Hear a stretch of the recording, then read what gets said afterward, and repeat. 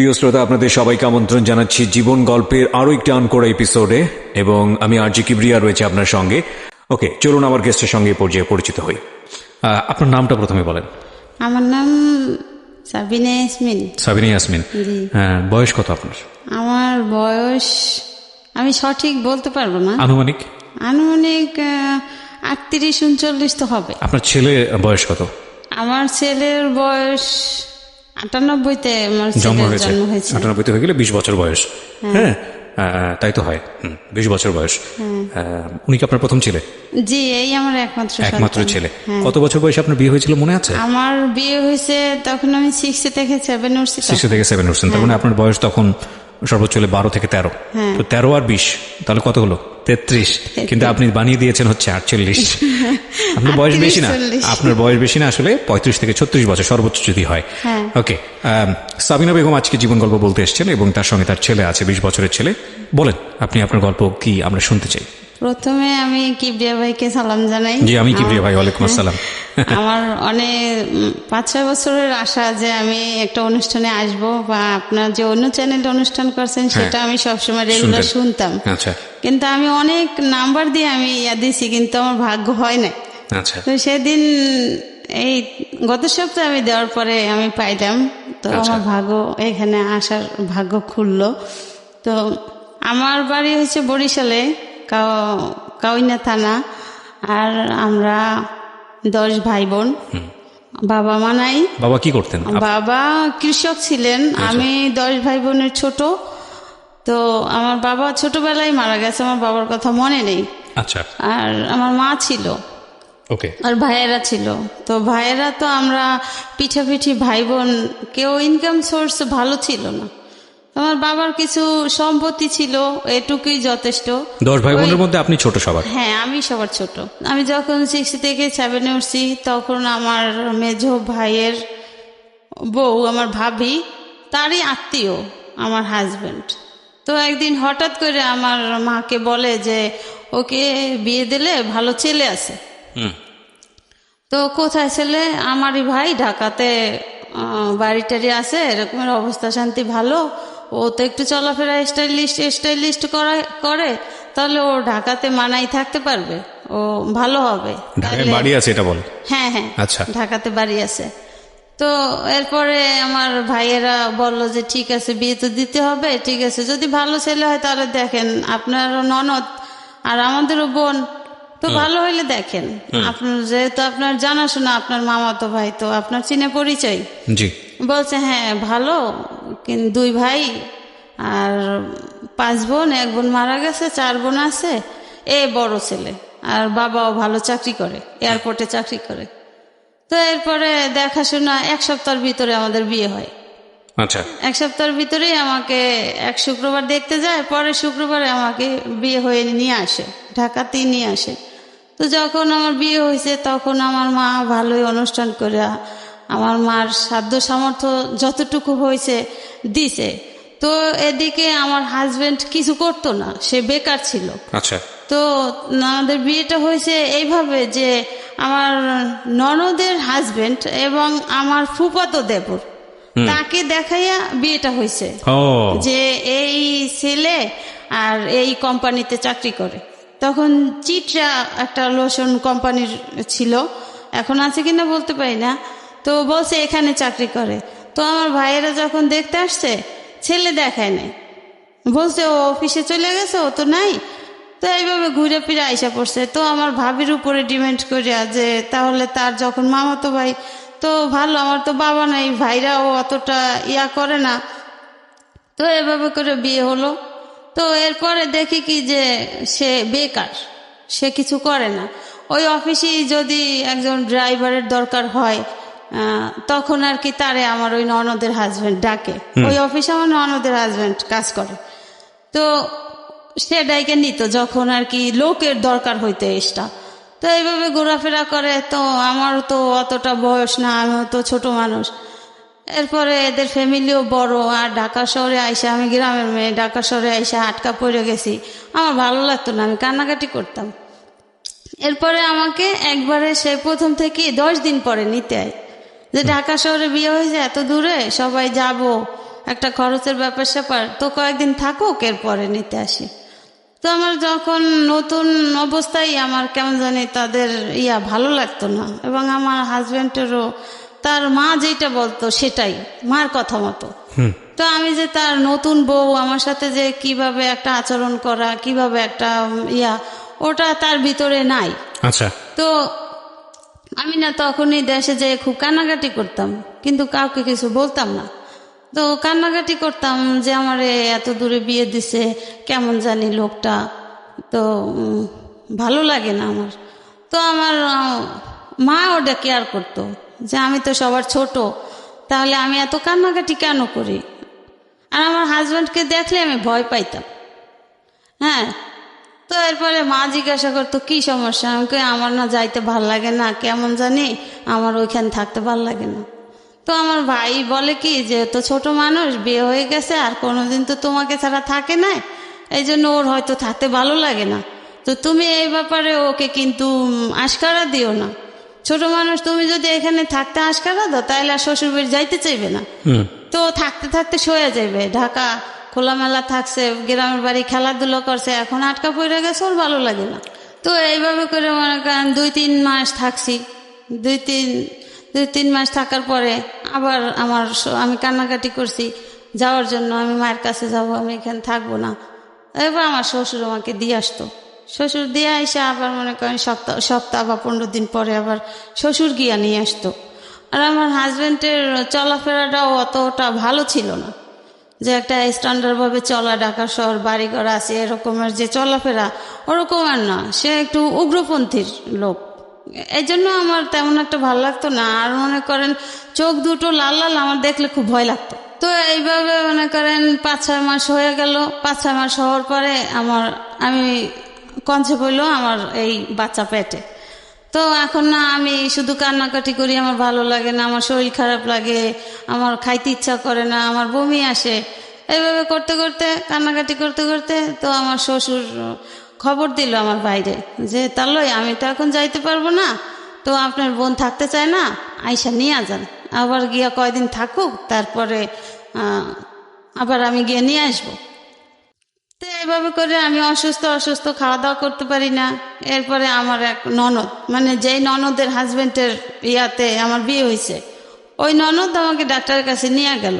ডাক্তারের কাছে নেওয়ার পরে টেস্ট করার পরে বলছে আপনাদের সুখবর, কিন্তু আপনাদের যেহেতু আপনাদের ভাবি তো বাচ্চা মানুষ, কাজটা তো ঠিক হয় নাই। যাই হোক, এখন আপনারা সাবধানে থাকবেন, এর প্রতি যত্ন নেবেন। তো এই কথা শোনার পরে আমি কান্নাকাটি শুরু করে দিছি, আমি কিভাবে কি করব, এটা কেন হবে, এটা কিভাবে হবে, এভাবে আমি প্রশ্ন করি। তো এরপরে আমার ভাই আইসা আমাকে নিয়ে গেল দেশে যাওয়ার পরে মনে করেন আমার স্বামী বেকার, তেমন একটা আমাদের কেয়ার করে না, সে তার মায়ের কথা মতো চলে, তার যখন মন চায় সে ঘরে আসে, না মন চায় না আসে, সে বাইরে থাকে, এভাবে করে। মানে সে বিয়ের আগেও যেভাবে কইরা আসছে, তো বিয়ের পরেও সেটাই করতেছে। তাকে বিয়ে করছে যে সে ঘরে আসবে, সে কাজবাজ ঠিক মতো করবে, কিন্তু তার ভিতরে সেটা নাই। সে যে এখন একজন বাবা হতে যাচ্ছে, সে অনুভূতি তার নাই। তো সে আগে যেভাবে চলে আসছে ওভাবেই সে চলতেছে, তখনও কিছু করে না, কাজকর্ম করে না, তখনও সে কিছু করে না। তো এরপরে মনে করেন ওই যখন যেই কাজে কেউ ডাকে ওই কাজ করে, এমনি সে রেগুলারলি একটা চাকরি বাধা করা সেটা সে করে। ঢাকাতে কি বাড়ি ছিল? হ্যাঁ, ঢাকাতে বাড়িতে আছে। কোথায়? এয়ারপোর্টের কোথায়, কোন এলাকায়? এয়ারপোর্টে রেল লাইনের ওই পারে, মোল্লাটেক। আচ্ছা, ঠিক আছে, বলেন। এরপর আমার শ্বশুর বিমানে চাকরি করে এয়ারপোর্টে।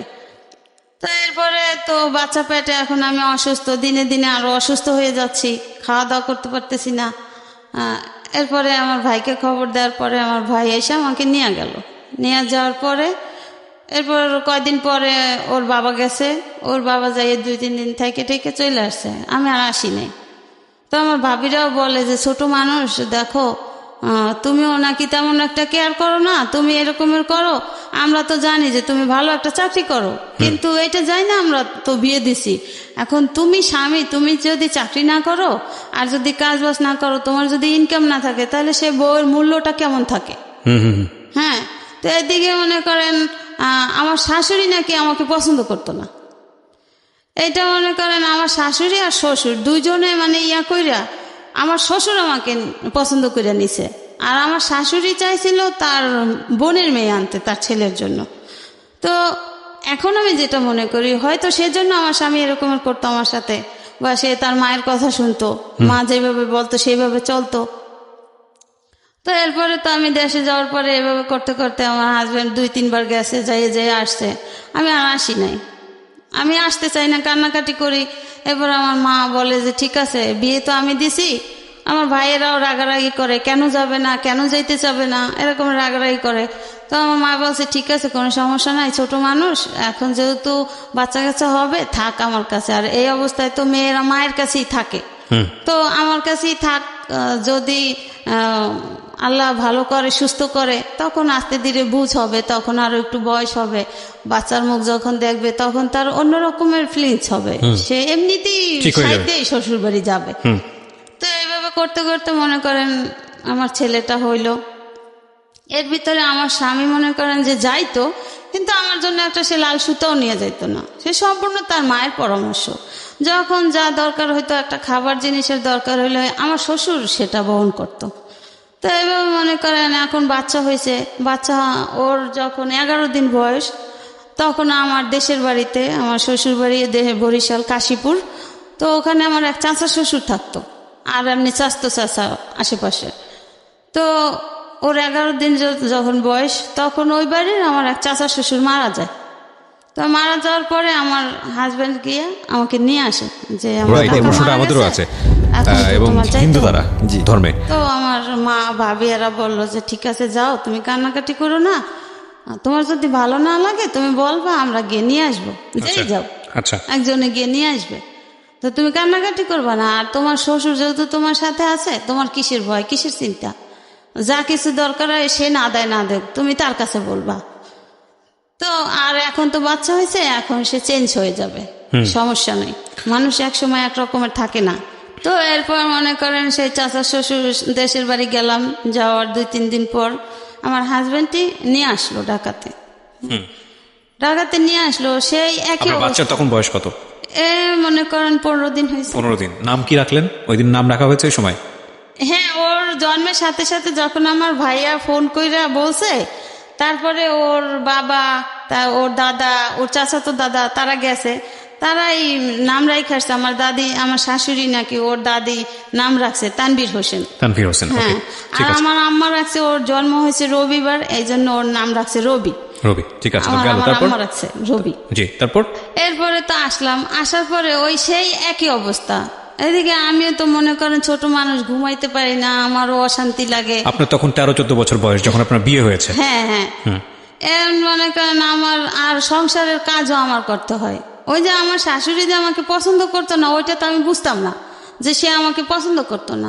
তা আমাকে আনার পরে আমার শ্বশুর বলছিল যে তো আমার আরো কয়টা মেয়ে, 4টে মেয়ে আছে, আর তুমি একটা মেয়ে, আমার মেয়েদের থেকে তোমার বয়স কম, তুমি হয়তো সম্পর্কে বড় ভাবি, কিন্তু তোমার বয়স কম, আমি সেটা মানি। আপনি ওখানে গিয়ে রান্না বান্না করে ঘর সংসার করতেন? হ্যাঁ। কতজন মানুষের রান্না বান্না করতে হইতো ওখানে? মনে করেন আমার 4টা ননদ, তারপর ননদের হাজবেন্ড, তারপরে বড় ননদের 2টা বাচ্চা, সব মিলে কতজন? শ্বশুর শাশুড়ি, আমি, আমার হাজবেন্ড, এই সবগুলো মানুষের রান্না বান্না আপনার করতে হতো? হ্যাঁ, আমার করতে হতো। 13-14 বছর বয়স, খেয়াল করবেন কিন্তু, বাচ্চা আছে একটা কোলে। হ্যাঁ, তখন লাকড়ির চুলে রান্না করতে হতো। তো আমার জীবনে তো আমি মনে করেন দেশের বাড়ি থাকলেও আমি মায়ের ছোট, আবার ভাবিরা আছে, আমার তো কখনো কাজ করতে হতো না, আমি তো ঘুরতাম আর খাইতাম। জি। এরপরে মনে করেন যে ওই রান্না করতে হইতো, যে ওই যে কাঠের লাকড়ির চুলায় যে ভুসি গাদাইয়া রান্না করে না, যে গুড়ি দিয়া, কাঠের গুড়ি, ওগুলো তো আমি পারতাম না, তো ওগুলো আমার করতে হইতো। আমি এখানে রান্না বসাইতাম, আমার 5 ঘন্টা আমার রান্না হইতো না, চুলা জ্বলতো না, আমি চুলা ফুগাইতে ফুগাইতে লাল হয়ে যেতাম। বুঝতে পেরেছি। আপনি গেলেন, তারপর গিয়ে দেখলেন আপনার হাজবেন্ড আগের মতোই? হ্যাঁ, আগের মতোই। তো এখন মনে করেন এখন আমার বাচ্চার দুধেও হয় না, এখন বাচ্চার আলগা খাবার খাওয়াইতে হবে। এখন আমার স্বামী তো ইনকাম করে না, কি করবে? এরপরে সব দায়িত্ব আমার শ্বশুরেরই। তো আমার শ্বশুরও মাঝে মাঝে আমার স্বামীকে রাগ করতো যে এখন বাচ্চা কাচ্চা হয়েছে, বিয়ে শাদী করাইছি, এখনো আমি তোরেও পালমো, তোর বউও পালমো, বাচ্চাও পালমো, হ্যাঁ, যা তুই ঘর থেকে বের হয়ে যা। মানে শ্বশুর এগুলো বলতো এটা? করতো আমার, হ্যাঁ শ্বশুর বলতো, এগুলো করতো আমার শাশুড়ির উপরে রাগ কইরা, যে তোকে ভালো বানানোর জন্য বিয়ে করছি, তোর মায়ের এগেনস্টে যাইয়া তোর মা যেটা চাইছে আমি সেটা করতে দেই নাই তোর ভালোর জন্য, হ্যাঁ, আর তুই এখনো সেইটাই করো। তা আমি অনেক কষ্ট করে, মনে করেন যখন বাচ্চাকে আলগা খাবার খাওয়াইতাম, আমার শ্বশুর তখন মিল্কভিটা দুধ ছিল, হ্যাঁ, এক প্যাকেট 1 পোয়া দুধ এনে দিলে আমার ননদরা সেটা হিসাব দিত যে এটা 2 দিন খাওয়াবেন। 1 পোয়া দুধ? 1 পোয়া দুধ ছোট বাচ্চাকে? হ্যাঁ 2 দিন খাওয়াবেন। 1 পোয়া দুধ বেশি খাওয়ানো লাগে না, সুজি হয়। এরপর মনে করেন আমার স্বামীর কামাই না, সে ওই অবস্থায় চলতেছে যে তার যে একটা বাচ্চা হয়েছে, বাচ্চা চালাইতে হবে, তার ওরকমের কোনো ফ্লেন্স নাই। তার মা যেটা বলে, মা যদি বলে যে তুই এনে বসে থাক, সে বসে থাকবে। এরপরে এভাবে চলতে চলতে তো বাচ্চার বছরখানে হইতেছে, তো বাচ্চার তো খাবার আরো বাড়তেছে, বড় হইতেছে, আরো বাড়তেছে, আমার বুকের দুধে হয় না। এরপর আমি কি করতাম, মাঝে মাঝে আমার মেজো ননদের আবার ছোট মেয়ে আছে, ওর বয়স তখন 6 মাস, 1 বছর হয়ে গেছে, আমি যে 6 মাসের পাইছি, তো ওই বাচ্চারা যে সুজি খাওয়াইতো, আমি মাঝে মাঝে ওর সুজি যে খাওয়াইয়া বাচ্চা থাকতো ওগুলো আইনা পানি গরম করিয়া মিলাইয়া পাতলা করিয়া খাওয়াইতাম, আবার মাঝে মাঝে ভাত রান্না করিয়া ভাতের মার খাওয়াইতাম। এইভাবে করতে করতে মনে করেন সে ওই যে কোম্পানিতে মাঝে মাঝে গিয়ে চাকরি করতো, ওই কোম্পানি থেকে বিদেশে লোক নিবে। আচ্ছা, বিদেশের লোক নিবে, এখন সেও ইন্টারভিউ দিছে। আমার সেই ননদের হাজবেন্ড দেওয়াইছে যে তুই তোর ভালো ড্রাইভিং করতে পারো, তাহলে তুই ইন্টারভিউ দেখ। তো বিদেশে যখন পাঠায়, এখন সে ইন্টারভিউ দিল, সে ড্রাইভিং এ পাশ করলো, পাশ করার পরে এখন সে বাহিরে যাবে, এখন তো টাকা পয়সার দরকার। এরপরে আমার মার কাছে গিয়া বলল যে আমি তো বেকার, কিছু করি না, তো আপনার মেয়ে তো কত কথাই শুনে, আমার মা বোনরা বলে, তো কিছু টাকা দিলে আমি বাহিরে যাব। এটা কাকে বললো? আমার মাকে। আচ্ছা।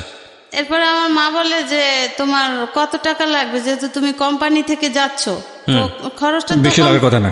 হ্যাঁ কোম্পানি বহন করবে, তো কিরকমের টাকা লাগবে?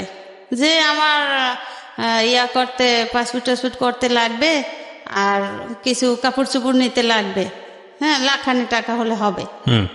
তো এরপরে আমার মা কি করলো, আমার মা জমি বিক্রি করে তার 1 লাখ টাকা দিল। আচ্ছা, সেই কত সালের দিকে এটা?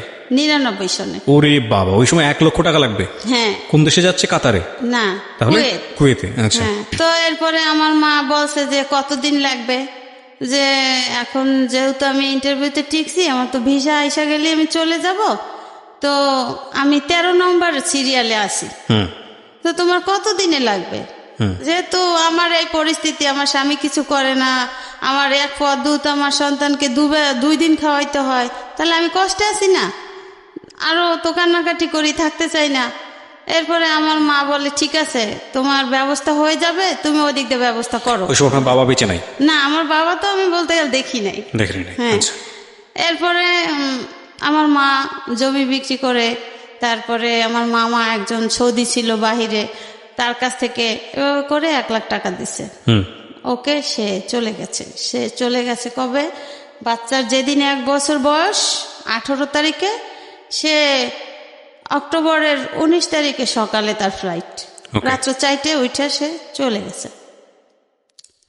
এরপরে এখন আমার শাশুড়ি খুশি যে তার ছেলে নাই, এখন আমি একা। তো সে আমাকে অনেক নির্যাতন করত, কিন্তু আমার শাশুড়ি নিজে করতো না, সে করাইতো তার যে মেয়েরা আছে না, নাতিরা আছে না, ওদেরকে দিয়া। যেমন মনে করেন রান্না করতে গেলে সেখানে হিসাব করত, কোনখানে কতটুকু কি খরচ করছি, বা মাছ মাংসের টুকরাটা পর্যন্ত ননদরা গয়না দিত, হিসাব করে দিত কয়জন লোক, এভাবে করত। খাবারের সময় আমি ঠিকমতো খাবার পাইতাম না, এভাবে করত। তো এই কেয়ারটা আমার শ্বশুর করত। অনেক সময় দেখা যেত আমার শ্বশুর খাইতে বসলে সে তার খাবারটা আমার জন্য রেখে দিত, আর মেয়েদেরকে বলতো যে দেখ, ও তো সারাদিন কষ্ট করে, তোরা তো কেউ ওই কাছে থাকোস না, তো খাবার সময় একটু খেয়াল করে খাইস, ওর জন্য একটু রাখিস। আমি তো জানি যে তোর মা ওরে ভালোবাসে না, তোর মা ওরে কেয়ার করে না। যাও, কারণ যখন তোর ভাই নাই, তারপরেও তোর ভাই থাকতেও কিছু হয় নাই, এখন তারপরেও তোরা অন্তত পক্ষে নাতিটার জন্য একটু ভালোবাসিস। হ্যাঁ, সে তোদের একজন বংশধর, সে তোদের বংশ প্রদীপ, যে এই একটা ছেলে। তো আমার শ্বশুর এভাবে কেয়ার করতো, কিন্তু আমার শাশুড়ির দিনের দিন ওই অত্যাচারীর মাত্রাটা বেড়েই যায়, কমে আর না। এরপরে মনে করেন আমার স্বামী গেছে 2-1 মাসে, আর টাকা টুকা পাঠায় নাই, গেল। এরপরে টাকা টুকা পাঠাইলে তার বাবার নামে পাঠাইতো। আচ্ছা। আর যাওয়ার সময় তার মা বইলে দিছে যে বউ যদি এখানে রাখতে চাও, বউ যদি এখানে থাকতে চায়, তাহলে আমি মা যেই কথা বলি সেই কথা কানে রেখে চললো, বউকে কখনো টাকা পয়সা দিব না, যা দরকার হয় আমি আছি, তোমার বাপ আছে। জি। হ্যাঁ। তো কিবরিয়া ভাই আরেকটা কথা, যে বাচ্চা যখন হয়েছে, বাবা তো সন্তানকে কিছু দিতে পারে। তো প্রথম ঈদ বাচ্চা হওয়ার পরে তো আমি বলি কি যে তোমার ছেলে, তুমি কি কিছু দিবা না ছেলেকে? ঈদ আসছে, এখন কিছু বলে না, কিছু না বলে তো আমি তো তারা জ্বালাই রয়েছি যে কালকে ঈদ, তুমি আমার ছেলের জন্য কিছু আনলা না যে, কেন? এখন আমাকে বলে কি, একটা নিঃশ্বাস ফেলায় বলে যে তুমি যা বলো, আমি যদি তোমার ছেলেকে কিছু আইনা দিই তা ঘরে অশান্তি হবে, শান্তি হবে না। ওকে, আমি তো অশান্তিতে আছি, আমার আর শান্তি কোথায়? তোমার সন্তানকে তুমি দিলে অশান্তি হবে, এইটা কেমন কথা? এটা কি মানে বিদেশ যাওয়ার পরে? বিদেশে যাওয়ার আগে। আচ্ছা। হ্যাঁ, যাওয়ার আগে। এরপরে সে একটা জামা নিয়ে আসছে, ওখানে কাছে মার্কেট, সন্ধ্যার পরে একটা জামা নিয়ে আসছে, যেমন কালকে সকালে ঈদ, আজকে সন্ধ্যার পরে একটা জামা নিয়ে আসছে। তারও মন চায় যে তার সন্তানকে একটু কিছু দেখ, কিন্তু মায়ের ভয়ে দিতে পারতেছে না। আচ্ছা। এখন ওই শার্টটা কিনে নিয়ে আসার পরে আমার শাশুড়ি দেখেই আইনা তার মায়ের হাতে দিছে, আম্মা আমি এইটা আনছি ওর জন্য, আমার ছেলের জন্য। তুই টাকা কোথায় পেয়েছো? তুই যে কাজ করো না, তুই টাকা কোথায় পেয়েছো? কার কাছ থেকে ধার করছো? ধার করে আনো আর যা করো, আমি কিন্তু দিতে পারবো না, আমার কাছে জানি কেউ আসে না, এইভাবে কথা। এখন আমারে বলে যে দেখছো, আমি কিন্তু কাজ করছি, রঙের কাজ করছি। সে তো এইখানে সেইখানে যখন যেটা পাইতো ওইটা করতো, যখন যে ডাকতো।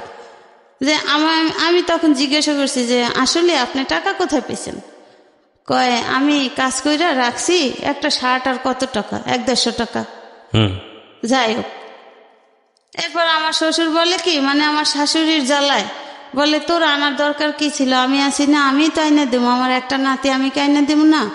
আমি তো আইনা দেবো, আমি তো আইনা দিছি, তোর আনার দরকার কি? তুই আইনা এখন বউরে এত কথা কেন শুনো? হ্যাঁ, সে আর কিছু বলে নাই। সে আমাকে বলে দেখো, এই আমার মায়ের কথাগুলো তোমার জন্য শুনছি, তুমি চিল্লাচিল্লি করছো বিদায় আমি শার্টটা আইনা দিছি, দেখছো যে আমি শার্টটা আইনা, আমার সন্তান, আমি শার্টটা আইনা দিয়ে আমার কত অপরাধ হয়েছে। তো কিবরিয়া ভাই, এই যে বিয়ের যে 2-3 বছর হয়ে গেছে, বা যতদিনই হোক বয়স, আমার স্বামী কিন্তু আমাকে একটা সুতাও কিনে দিত না। হ্যাঁ, এরপরে তো গেছে, এখন তার ভিসা আসছে, সে গেছে বাইরে, সে কখনো আমাকে টাকা দিত না। তার মা যদি বলতো যে হ্যাঁ টাকা লাগবে, টাকা দাও, তাহলে টাকা দিত তার বাবার কাছে, তার বাবা আইনা তার মাকে দিত, তার মা যখন যা লাগতো যেতটুকু পরিমাণ তার কমে সময়টা ওভার করে কিনা দিত, এইভাবে চলতো। আর ওর দাদা মনে করেন মাঝে মাঝে চুপি চুপি দুধ টুধ আইনা দিত, তাদের দেখাইয়া দিত। সে বুঝতো যে এতে তো হয় না, যেভাবে আমার স্ত্রী মেয়েরা হিসাব করে, তো ও কোথায় যাবে, তো সে আইনা দিত। এভাবে করে মনে করেন ছেলে আস্তে আস্তে বড় হইল। সেই যে 99-তে গেছে, অক্টোবরের 19 তারিখে, সে 3 সালে আসছে। 3 সালে আসছে, সে ওইখানে গেছে আপনার ক্যাপিটিসিটি কোম্পানিতে। তো বেতন টেতন যা পাইতো সে নিজে চলতো, আর কিছু কিছু পাঠাইতো বাবার কাছে। আমার কোনো অ্যাকাউন্ট ছিল না, সে আজও পর্যন্ত কোনো অ্যাকাউন্ট আমার নামে করে নাই কখনো। তো ওই টাকা মায়ের কাছে পাঠাইতো। এদিকে মনে করেন আমার বাচ্চার বয়স 5-6 বছর হয়ে গেছে, সে ওই যে 3 সালে গেছে আর আসে নাই। 3 সালে গেছে, 3 সালে যখন আসছে, আসার পরে মনে করেন সে যেদিন আসছে তখন তো বাচ্চা ছোট, 2-2.5 বছরের। তখন ওই ওর ফুফাতো ভাই বোন ওর বাবাকে মামা ডাকতো, ও মামা ডাকতো। ওর যে বাবা, ও তো আর সেটা বুঝতো না। ওরে বললো ওই যে সবাই মামা ডাকে, ওই যে আপুরা ভাইয়ারা মামা ডাকে, আমারও মামা। ঠিক আছে, তুমি যদি মামা ডাকে ভালো মনে করো ডাকো, যখন বুঝবা তখন বাবা ডাকবা। এরপরে কিবরিয়া স্যার আমার স্বামী 3 সালে আসরের আজানের পরে আসছে, সন্ধ্যার আগে আগে। মানে বিদেশ থেকে? হ্যাঁ। কত বছর পরে? ওই যে 99-তে গেছে, 4 বছর পর, আর 3 সালে আসছে। তো আসার পর ওই 3 সালে আর কি বাড়ি করতেছে। আমার স্বামীরও কিছু টাকা হয়েছে, আমার দেবরও বাহি থাকে, তারও টাকা আছে, আবার আমার শ্বশুর 2000 সালে পেনশন পাইছে। এই টাকাটাকে মিলে এখন বাড়ি করতেছে, যে ব্যাংকে থাকলে তো খরচ হইবে আস্তে আস্তে, তার সাথে বাড়ি করলে এটার ইনকাম দিয়ে চলা যাবে। তো এইভাবে 3 বাপুতে মিলে জিলা বাড়ি করতেছে। তখন ওর বাবা এসে 3 তলার ছাদ দিছে। তো যেদিন ভাই আসছে সেদিন সারা রাত্র আমার শাশুড়ি আমার স্বামীর আমার কাছে আসতে দেয় নাই, সে ছাদে রাখছে। বাড়ির কাজ চলতেছে, রড পাহারা দিতে, রড চুরি হয়ে যায় এই জন্য। তা আমি তো ছেলে নিয়ে ঘুম, আমি আর বুঝতাম না যে আমার শাশুড়ি যে আগেও চায় না যে আমাদের স্বামী স্ত্রীর মিল থাকুক বা আমরা ভালো একটা হ্যাপি জীবন যাপন করি, ওটা সে কখনো চায় নাই। ওই যে তার স্বামীর সাথে সে বলছে যে আমি শান্তিতে থাকতে দেব না, সে তার জিতটাই বহল। তা আমার তার অত দূর বোঝার মতো বয়স হয় নাই, আমার তো অত দূর বোঝার ক্ষমতা নেই। তো এরপরে আমার যাক ভালো কথা, আমার শাশুড়ি যেটা বলে ওতেই আমি খুশি।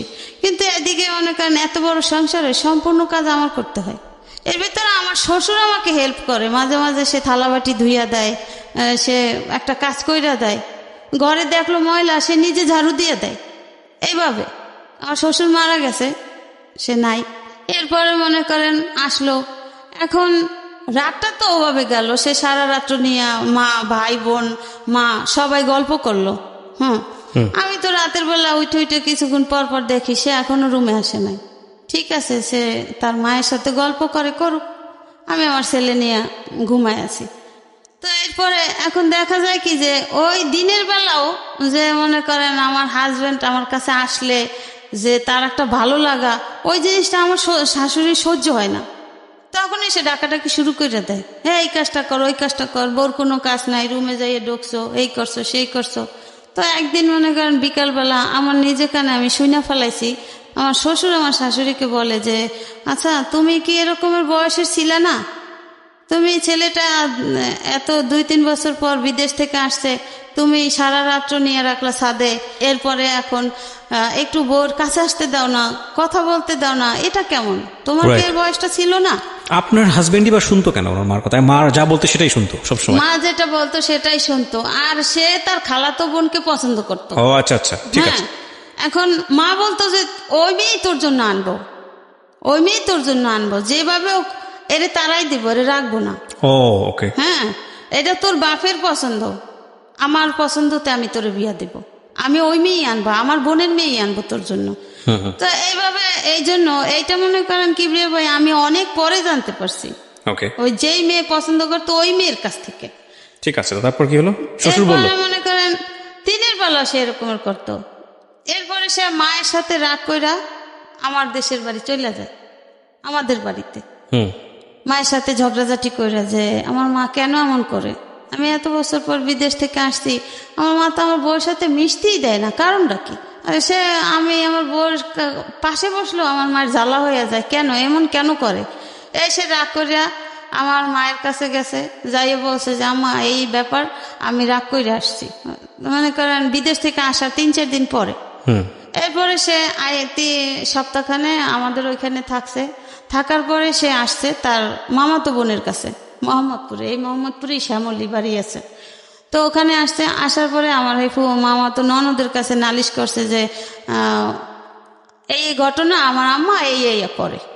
তো আমার এই ননদের হাজব্যান্ডরে নিয়ে বাসায় আসছে, বাসায় আসার পরে আমার ননদের হাজব্যান্ড জিজ্ঞাসা করে যে ফুপা মা আপনি এরকমের কেন করেন, আপনার পছন্দ হোক বা না হোক বউ তো আর দেখতে খারাপ না, বা আপনার এমন না যে ফুপায় গরিবের ঘরের মেয়ে টাইনে আনছে আপনার পছন্দ হয় নাই, এটা তো অপছন্দর কিছু না, আমরা তো দেখতেছি বউ বেশ ভালো, আপনার সংসারটা ম্যানেজ করে সে চলতে আছে, সে যদিও আপনার মেয়েদের থেকে বয়সে ছোট কিন্তু সম্পর্কে বড়, তারপরও গ্রামের মেয়ে চালু আছে, কাজ কাম সবই তো আপনার কইরা যাইতে আছে, তাহলে আপনি কেন এমন করেন?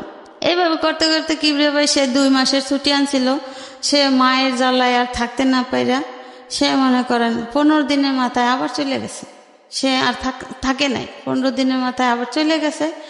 যাওয়ার পরে যখন গেছে তখন আমারে বলছে কি যে যদি আমার মায়ের জ্বালা যন্ত্রণা সহ্য করে তুমি থাকতে পারো ছেলেকে নিয়ে, তাহলে থাইকো, আর যদি না থাকতে পারো তাহলে তুমি চলে যাও। এখন মনে করেন ওদিকে আমার বাবা নাই, আমার মা অসুস্থ, স্ট্রোক করে অসুস্থ হয়ে গেছে। তো আমার মায়ের সেবা কে করে? আর আমার ভাইরা আছে, সবাই বিয়ে শাদী করছে, সবাই সংসার আছে, সবারই মোটামুটি আয়। এখন আমি যে বাচ্চাটা নিয়ে যে বাবার বাড়ি যাই উঠবো, ওরকমের তো আমার টেক কেয়ার করার মতো আমার কেউ নাই, তাহলে আমি কোথায় যাব? আর এখানে যাই হোক আমার শ্বশুর তো আছে, আমার শ্বশুর আমার পাশে আছে, যাই হোক তার নাতির জন্য সেই দেখবে, আমার এত চিন্তা করার কিছু নেই। এইভাবে করে যে আর যদি আমি পারি তাহলে বাচ্চা নিয়ে আমি তোমাকে নিয়ে যাব, আর যদি না পারি তাহলে আমি আর জীবনে বাংলাদেশে আসবো না। এই কথা সে আমাকে বললে, যাওয়ার পরে মনে করেন এর ভিতরে সে আর আসে না বাংলাদেশে। এমনি মনে করেন টাকা পয়সা দেয়, ছেলের 5-6 বছর বয়স হয়ে যাইতেছে, ছেলে স্কুলে ভর্তি করে না। আমার শাশুড়ির কথা হচ্ছে সে সরকারি প্রাইমারিতে ভর্তি করবে। আর আমি বলি কি যে আপনার মেয়ের ঘরের নাতিরা তারা ভালো ভালো স্কুলে পড়ে, কলেজে পড়ে, তো আমার ছেলেটা কেন প্রাইমারিতে পড়বে? তার ঢাকা শহরে বাড়ি আছে, তার বাবা বিদেশে টাকা ইনকাম করতেছে, তো কেন সে প্রাইমারিতে পড়বে? তাকে একটু ভালো স্কুলে ভর্তি করা যায় না? আমি আমার ছেলেকে ভালো স্কুলে ভর্তি করব, আমি প্রাইমারিতে দেব না। এইভাবে করতে করতে মনে করেন ওর যখন 6 বছর বয়স তখন স্কুলে ভর্তি করে। এখন দেখে যে আশেপাশের মানুষও খারাপ বলে, ওর সাথে যত বাচ্চারা তাদের স্কুলে দেয়, ওকে স্কুলে দেওয়া হচ্ছে না। এরপরে ওকে সেই বাড়ির কাছেই কেজি স্কুলে দেয়, মোল্লারটাক স্কুল, ওই স্কুলে দেয়। দিলেও মনে করেন যে ওর বাবা যে টাকা পয়সা পাঠায়, ওর কোনো এক্সট্রা খরচ তারা দেয় না। স্কুলে মাস গেলে বেতন হইলে মনে করেন বেতনের বই দেখে তারা লেখা হিসাব করে তারা টাকা দেয়। এইভাবে করে, যাই হোক এইভাবে করতে করতে করতে করতে ওর বাবা তো ফোন দেয়, কথা বলে। হ্যাঁ, এর ভিতরে মনে করেন আগে তো চিঠির যুগ ছিল, ফোন টোন ছিল না, চিঠি দিতাম। তো ওই চিঠি দিলে তাদের কাছে চিঠি আসলে ওই চিঠি তারা পড়তো, তারপর আমাকে দিত যে চিঠিতে ছেলে কি লেখছে, আবার টাকা টোকা দিচ্ছে কিনা। এভাবে তারা পয়রা চিঠি দেখা তারপর আমাকে দিত। যদি প্রয়োজন মনে করতো যে হ্যাঁ চিঠিটা দিব, তার স্বামী দিছে, তাহলে দিত। আর যদি প্রয়োজন না মনে করতো তাহলে তারা আমাকে বলতো না যে চিঠি আসছে। তো আবার নেক্সট টাইমে যদি 1 মাস 2 মাস পর আবার চিঠি দিত, তখন চিঠিতে বলতো যে তোমাকে আমি গত মাসে চিঠি দিলাম, তুমি তো চিঠি রিপ্লাই করলা না কেন? তা আমি তো জানতাম না। আমি আবার চিঠি দিলে তখন বলতাম যে আমি তো কোনো চিঠি পাই নাই, আমি তোমার চিঠির জবাব কিভাবে দিব? তো এইভাবে করতে করতে আমাদের ঘরেও ফোন আসছে, ল্যান্ডফোন। তো ল্যান্ডফোনে কিবরিয়া ভাই এরা করতো কি যে আর এক রুমে আর একটা ফোন লাগাইতো। ও মানে আড়িপাত্র? হ্যাঁ, ফোন লাগাইতো। তো আমি না লজ্জায় কিছু বলতাম না। তো কেমন জানি ওই যে আমাদের ঘরেরই বাচ্চারা হইচই করতো, ওই শব্দ পাইতাম। তা আমি বলতাম কি, আচ্ছা আপনি তো, আমি আপনি করে বলতাম, তো আপনি তো বিদেশে গেছেন সেই কত বছর হয়েছে আর আসেন না, তাহলে কি আপনি ওখানে বিয়ে টি করছেন নাকি? এই যে বাচ্চাদের হইচই শোনা যায়, তাহলে ওখানে আপনার বাচ্চারা আছে চেঁচামেচি করতেছে। তা হাসে দিত, বলতো যা পাগল কি বলো? আমাকে হ্যাঁ এই যে বাচ্চাদের শব্দ হয়। কয় না, হয়তো তোমার ওখানে হয়তো ওরা মানে বাচ্চা শব্দটা আপনার ফোনে চলে আসতো, পাস হইতো ওই যে পাশ থেকে। হ্যাঁ, বুঝতে পেরেছি। তো এর ভিতরে একদিন আমি আর ওইটা বুঝতাম না, ওই বাচ্চাদের চেঁচামেচি ওইটাই শুনতাম, তারে প্রশ্ন করতাম, আমি আর কিছু বলতাম না। এরপরে আমার এক ভাগ্নি বলে যে মামি তুমি মামার সাথে কি বলো, আমার আম্মু খালামণিরা সব শোনে। কোথায় শোনে? কয় কেন, ওই যে ওই রুমে ফোন আছে না, মামা ফোন দিলে আম্মু খালামণি আমরা সবাই শুনি তুমি কি বলো। It's very bad. তো এইভাবে করতো। তো এই কথা আমি শোনার পরে আমি আর কিছু বলতাম না। আবার ওই মেয়ে বলছে কি, মামি আম্মুকে বললো না, তাহলে আমাকে মাইর দিবে। ঠিক আছে, বাচ্চা মানুষ বলছে, আমি তো জানতে পারলাম কথাটা। তো এরপরে ফোন দিলে আমি না কিছু বলতাম না, চুপ করে দাঁড়াই থাকতাম। তো বলতে কি ব্যাপার, কিছু কথা বলছো না যে? আমি বলছি কি বলবো, আপনিই বলেন, আমি শুনি, আমার কিছু বলার নাই। তো এইভাবে করতে করতে হয়তো বা সে বুঝতে পারছে যে হয়তো কোনো সমস্যা, যে কোনো কথার জবাব দেয় না। সে বলে আমাকে বলতে, তার কিছু বলার নাই। আমি ওই যতদিন চিঠি দিতাম ওই চিঠিতে বলতাম, কিছু কিছু বলতাম যে এই সমস্যা, সবসময় তো মানুষ একরকমের থাকে না, তো চেঞ্জ হওয়া তো দরকার, ছেলের দিক তো কেয়ার করা উচিত। আমি আর কত কথা শুনবো, আমি আর তোমার ঘরের কাজের লোকের মতো কাজ আমি কতদিন করব? আমি তো তোমার স্ত্রী, আমার তো একটা সম্মান আছে, আর তোমার বাড়ি আছে, ঘর আছে, টাকা আছে, পয়সা আছে, আমি কেন এমন থাকবো? আমাকে তো তোমার এইভাবে রাখা উচিত না। আমি চিঠিতে এইভাবে বলতাম, কিন্তু ফোনে আর কিছু বলতাম না। এরপরে যখন মোবাইলের যুগ আসলো, সে তো আর বাংলাদেশে আসে না। তো তার বাবা সবসময় বলতো যে তুমি আসো না কেন, আসো, বিয়ে শাদী করে গেছো, একটা বাচ্চা আছে, বাচ্চাও তো দেখার দরকার আছে, বা বউ রাইখা গেছো, এভাবে কি মানুষ বিদেশে থাকে? আসো, আইসা বেড়াই যাও, ঘুরে যাও, ছেলেকে দেখে যাও।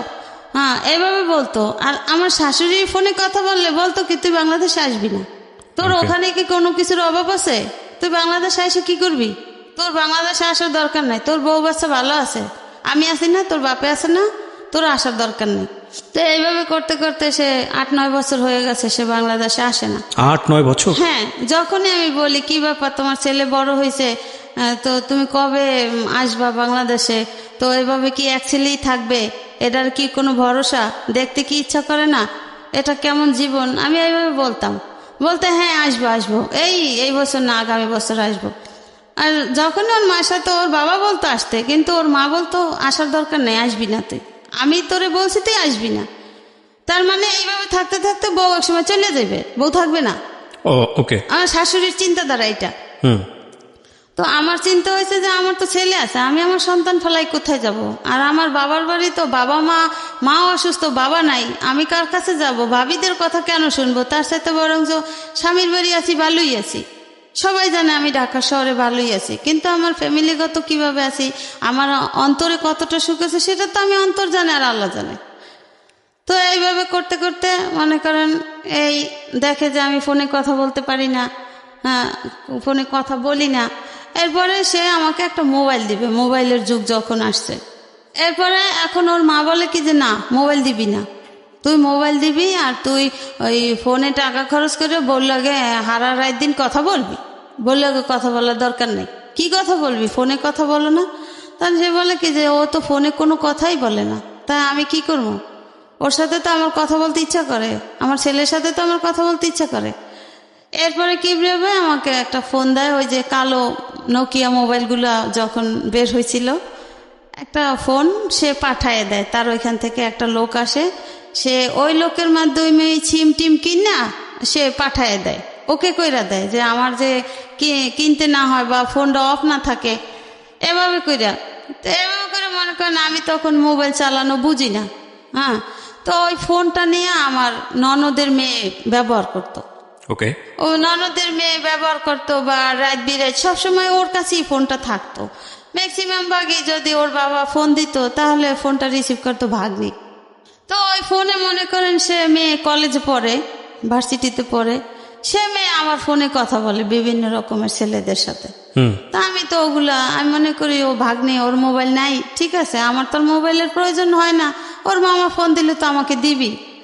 তারপর আমাকে একদিন বকাঝকা করে ওর বাবা যে ফোনটা দিছি আমি আমার প্রয়োজনে তোমার সাথে কথা বলার জন্য, যখনই আমি রাতের বেলা ফোন দেই তখনই আমি তোমার ফোন পাই ওয়েটিং, আর ফোন পাই ভাগ্নির কাছে, কেন?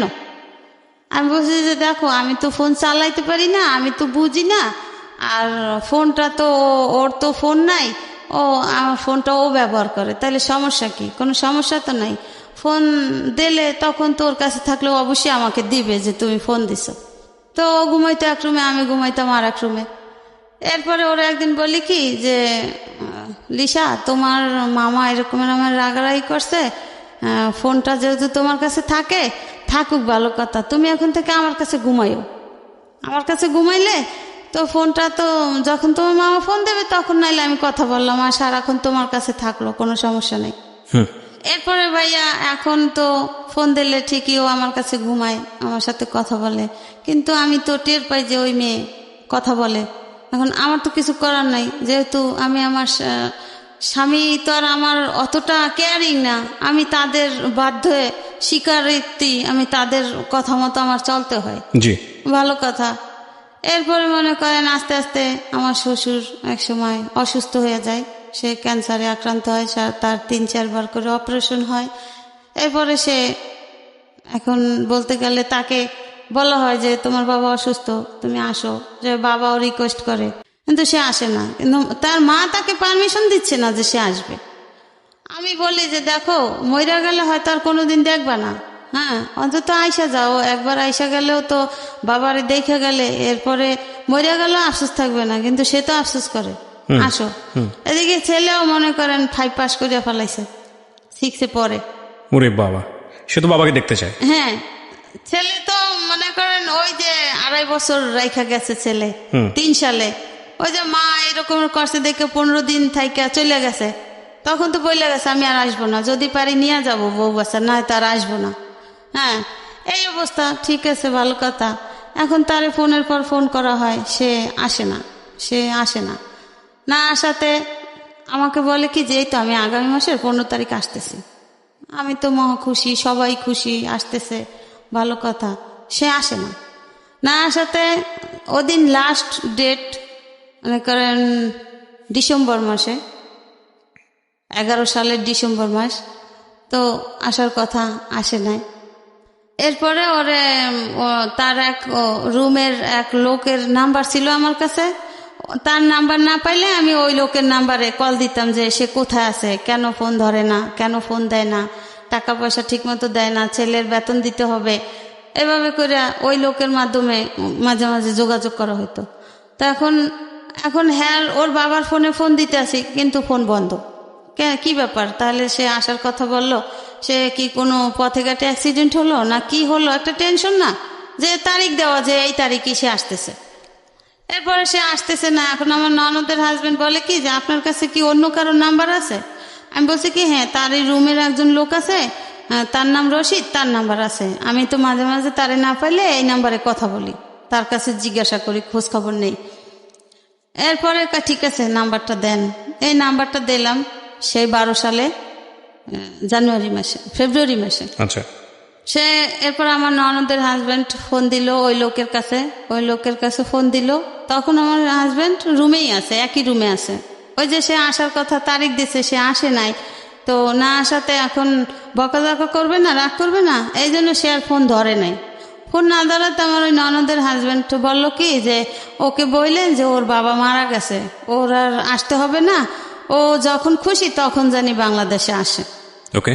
হ্যাঁ, এই কথা বলার পরে সে চিৎকার দিয়ে উঠছে যে সত্যি আমার বাবা মারা গেছে। এখন আমিও তো পাশে, তখন আমি বলি ওই শোনেন না, আপনার ভাই কিন্তু কাঁদতে আছে, অবশ্যই আপনার ভাই রুমে আছে। ওই লোকের জিজ্ঞাসা করে রশিদ ভাই আপনার কাছে কি ও আছে, মনির আছে? বলে হ্যাঁ আছে। আপনি না বললেন যে নাই? বলে এই যে মাত্র রুমে ঢুকছে, আপনি কথা বলতেছেন, এই কথা শুনে এসে রুমে ঢুকেই চিৎকার দিচ্ছে। বলে ঠিক আছে, ওকে বলেন, শান্ত হইতে বলেন যে ওর বাবা এখনো মুমূর্ষু অবস্থায় আছে, হয়তো বা ওর জন্য পরাণরা অপেক্ষা করে, ওকে 2-1 দিনের ভিতর পাঠাই দেন।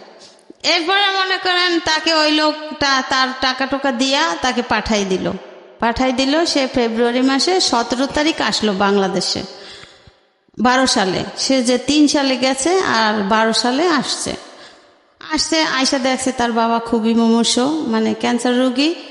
তো 17 তারিখ আসলো, তা মার্চ মাসে 3 তারিখ তার বাবা মারা গেল। বাবা মারা গেল। এরপরে মনে করেন আমার জীবনের ঝড় শুরু হয়ে গেল। যে এখন আমার ননদরা আমাকে বলে যে তুই তো এতদিন তো শ্বশুরের আন্ডারে ছিলি, তোর শ্বশুর তোরে দেখছে, তোর শ্বশুর তোরে কেয়ার করছে, এখন তোরে কে দেখবে, এখন তুই কার কাছে থাকবি? এখন এইখানে তো স্বামীরও কিছু নাই, তো শ্বশুরেরও কিছু নাই, এখন তুই চলে যা, তুই এই বাড়ি থেকে বের হয়ে যা। এরপরে মনে করেন আমার স্বামী আমার পক্ষে আছে কিছুদিন। এরপরে তারা কি করলো, বলে কি যে তোর বউয়ের সাথে বিভিন্ন ছেলেদের সাথে সম্পর্ক আছে, তো মোবাইলে অনেক কথা বলে। তা এখন আমি বলি কি যে আমি তো সহজে কারোর সাথে কথা বলি না, আর এই ফোন দিয়ে তো আপনার মেয়েরা, আপনার নাতি কথা বলতো, আমি তো আর কথা বলতাম না। ঠিক আছে, খুঁজে বের করেন যে আমার সাথে কার সাথে সম্পর্ক আর আমি কোথায় যাই। আমার ছেলে যে কিবরিয়া ভাই স্কুলে যাইতো, আমি কিন্তু স্কুলে যাইতাম না, কেন আমি মনে করেন সবসময় একটু পর্দায় থাকার চেষ্টা করতাম, আর আমি 5 ওয়াক্ত নামাজ পড়তাম, আমি সহজে বাইরে বের হইতাম না। যে আমার স্বামী নাই, আমার একজনে একটা কথা বলতেই পারে, একজনে একটা কথা বলে ফেলাইতে পারে, যেহেতু আমার ঘরের পরিস্থিতি ভালো না, আমার ঘরের মানুষই আমার পছন্দ করে না, ভালোবাসে না, তাহলে আমার তো সেইভাবে চলতে হবে। এইভাবে করতে করতে এখন মনে করেন আমার স্বামীরে এমনভাবে করে লইছে, হ্যাঁ, এরপরে আমার স্বামী বলে কি, ঠিক আছে মা, অনেক বছর তো একত্র ছিল, এখন তাইলে একটা কাজ করেন, ওরে আমার ছেলে নিয়ে একটা আলাদা রুম ছাইরা দেন, আমি যতটুকু পারবো দেবো, যেমনি পারে ও চলবে ছেলে নিয়ে। এখন আমার শাশুড়ির কথা হচ্ছে যে না, আমি তো রাখবো না, আমি তো আগেই তোকে বলছি। আর আগেই তার নাকি একটা প্ল্যান ছিল যে যেহেতু আমার বাচ্চা হয়ে গেছে, এখন আমার বাচ্চাটা একটু বড় হোক, বড় হওয়ার পরে আমাকে তার ছেলের কাছ থেকে বিদায় করে দিবে। এরপরে মনে করেন এখন তো বিভিন্ন রকমের কথা, এখন আমি তো কথা জীবনেও শুনি নাই, বা কি করব। এখন আমার স্বামী পারতেছে না আমার শাশুড়ির সাথে। এখন আমার স্বামী বলে কি, ঠিক আছে মা, তাহলে আমি তো বাড়িঘর করতে টাকা দিছি, তাহলে আমার কিছু টাকা দেন, আমি দেশের বাড়ি ঘর করে ওরে দেশের বাড়ি রাখি।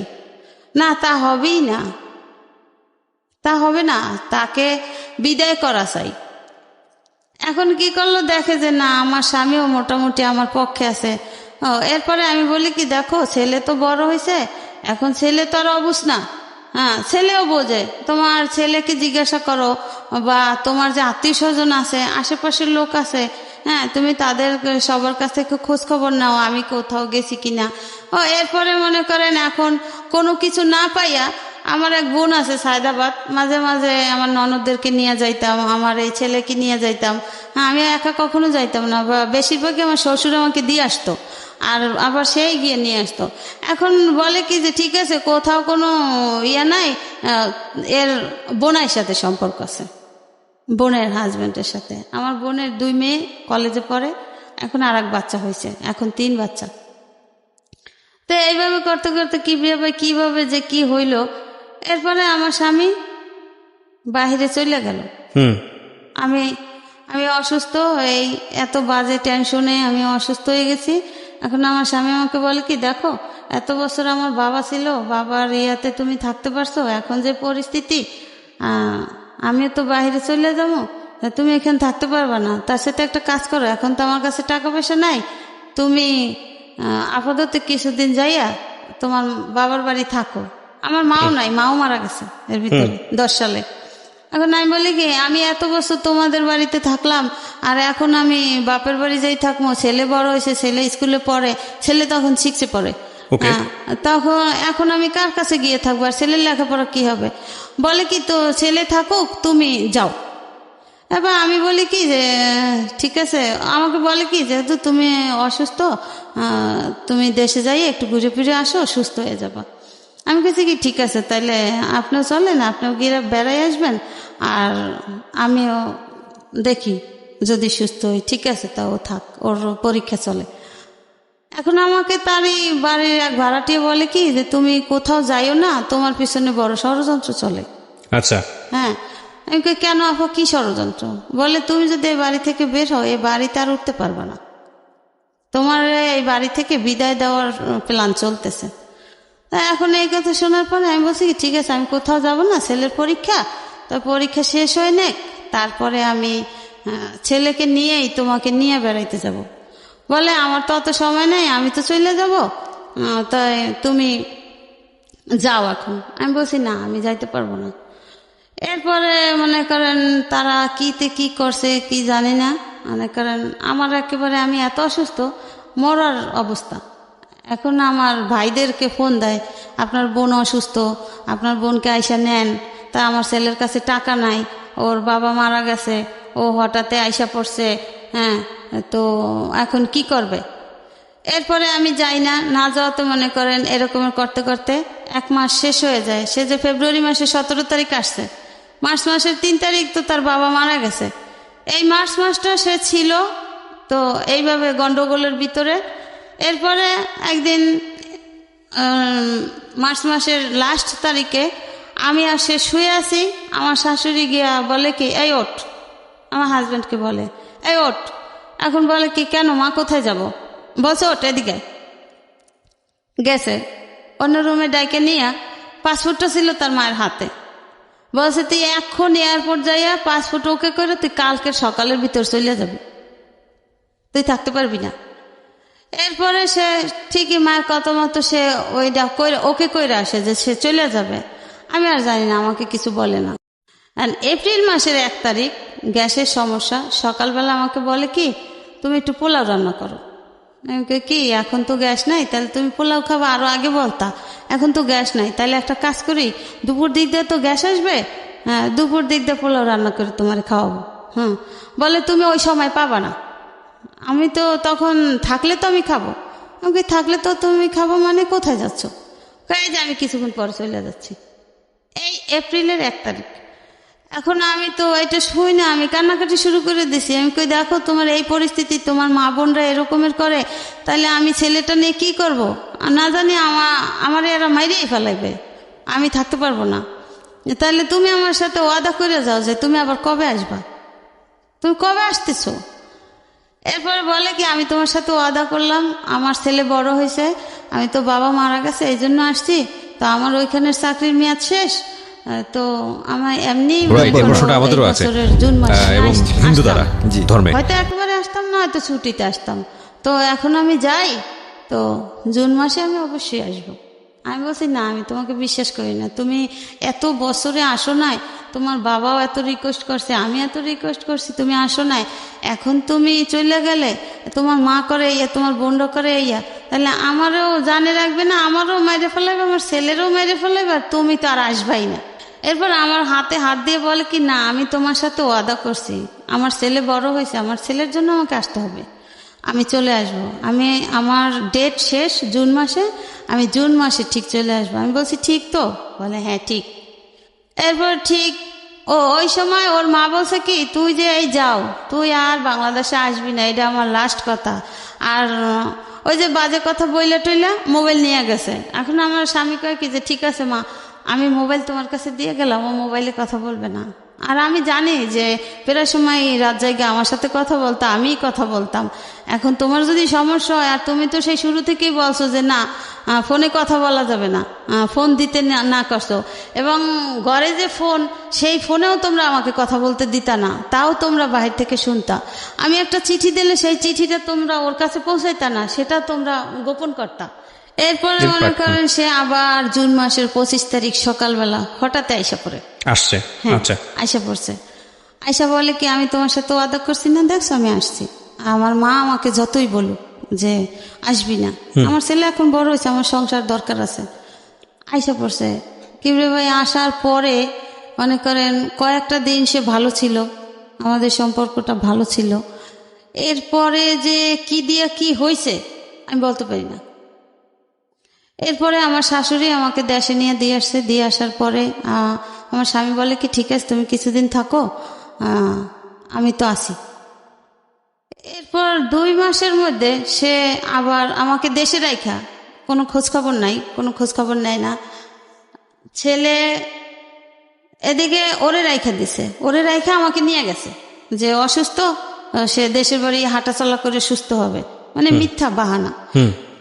এরপরে যাওয়ার পরে ছেলে রাইখা দিয়েছে। ছেলে রাইখা দেওয়ার পরে মনে করেন সন্ধ্যার পরে ওর যে ফুফাতো ভাই, ওকে বলে যে তোর মায়ের তো বাড়িতে বের করছি, এবার তুইও যা, তুই যেদিক পরে সেদিক যা, তুই তোর মায়ের সাথে যাও নাই কেন? তো ওরে তো নেয় নাই। ওরে বলছে কি যে আমি ওকে বলছি বাবা তুমি থাকো, আমি কয়েকদিন পর আসবো, আমি তো দেখো অসুস্থ। তো অসুস্থটা কি ভাইয়া, আমার এদিকে ডায়াবেটিস ধরা পড়ছে, তো এই জন্য আমি খুব উইক, ক্লান্ত হয়ে গেছি। এরপরে দেশে থুই আসে সে কিছুদিন পরে, আগস্টে না জানি অক্টোবরে আমার দেশে দিয়ে আসে। হ্যাঁ, আমার আবার জন্ডিজও হয়েছে। এইসব মিলে জিলে আমাকে দেশে দিয়ে আসে তার মায়ের সাথে নিয়ে।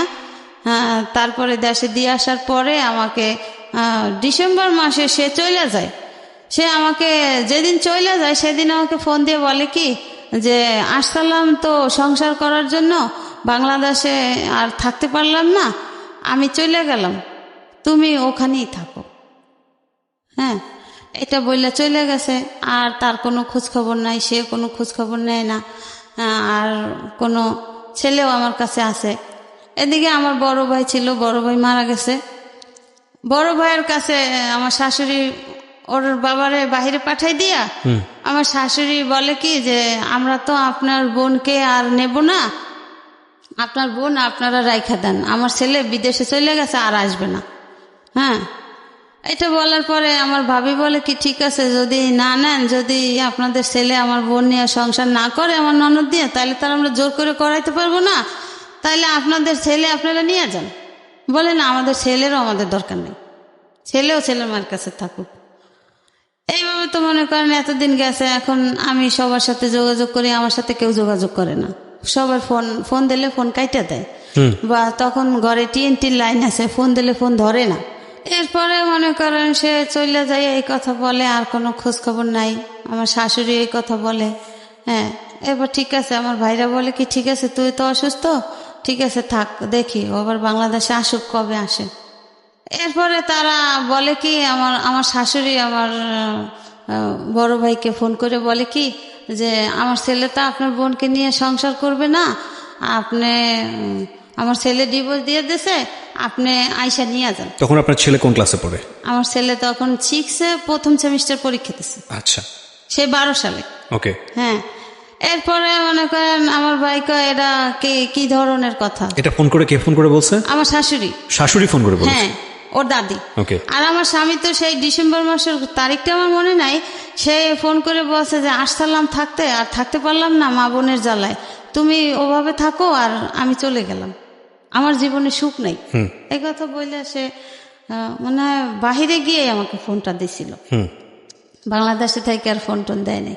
তো এইভাবে গেছে, এভাবে করতে করতে এখন আমি শুনি কি যে আমার শাশুড়ি আমার স্বামীকে বিয়ে করাবে, মেয়ে দেখতেছে।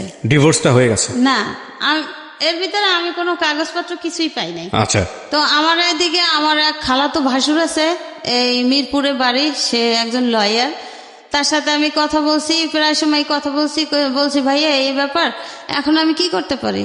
বলছে দেখো, তোমার শ্বশুর পছন্দ করে আনছে, সে তো মারা গেছে, আর যেহেতু তোমার শাশুড়ি, এখন বাড়িটা হয়েছে তোমার শাশুড়ির, ঢাকার এই বাড়িটা আমার শাশুড়ির, এখন তোমার শাশুড়ি তোমাকে পছন্দ করে না, আর আমরা জানি যে আগেও তোমাকে পছন্দ করতো না, এখন তোমার উপরে অত্যাচারের মাত্রাটা খুবই বাইরে গেছে, এখন তোমার স্বামীও নাই, তুমি এখানে এসে কি করবা?